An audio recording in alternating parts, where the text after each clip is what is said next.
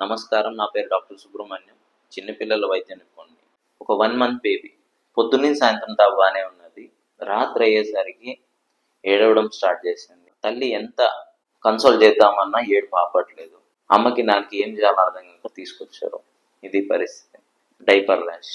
అసలు ఏంటి diaper rash, ఎందుకు వస్తుంది, ఎలా అవాయిడ్ చేయొచ్చు? డైపర్ ర్యాష్ అనేది మాయిశ్చర్ వల్ల వస్తుంది, లేకపోతే మోషన్ కూర్చోవడం, డైపర్ లోపల మోషన్ కూర్చున్నాక చూసుకోకపోవడం వల్ల అక్కడే ఉండి ఆ స్కిన్ అనేది డ్యామేజ్ చేస్తుంది.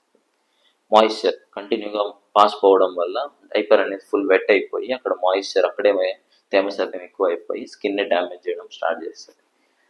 దాని తర్వాత వైప్స్ వాడటం. వైప్స్ లోపల హార్ష్ కెమికల్స్ అనేవి ఉంటాయి. ఆ హార్ష్ కెమికల్స్ వైప్స్ యూజ్ చేయడం వల్ల ఇక్కడ స్కిన్ అనేది ఊడొచ్చేస్తుంది. దానివల్ల డైపర్ ర్యాష్ అనేది వస్తుంది.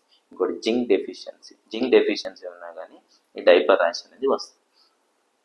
Fungal infection. So fungal infection అక్కడ కానీ వచ్చినా కానీ సో అది హీల్ అవ్వడం చాలా డిఫికల్ట్. సో ఈ డైపర్ ర్యాష్ని అవాయిడ్ చేయాలంటే ప్రతి 1 to 2 hours ఒకసారి డైపర్ని చెక్ చేయాలి. ఒకవేళ మోషన్ కానీ కూర్చొని ఉంటే ఆ డైపర్ తీసేసి ఒక కాటన్ క్లాత్ తీసుకొని, సాఫ్ట్ కాటన్ క్లాత్ తీసుకొని వాటర్లో ముంచి సాఫ్ట్గా ఏరియాని క్లీన్ చేయాలి. మోషన్ కూర్చున్నదంతా క్లీన్ చేయాలి. అంతేగాని గట్టిగా రుద్దితే ఏంటంటే ఆ స్కిన్ అనేది ఊడొచ్చేస్తుంది. మూడవది వైప్స్ వాడకూడదు.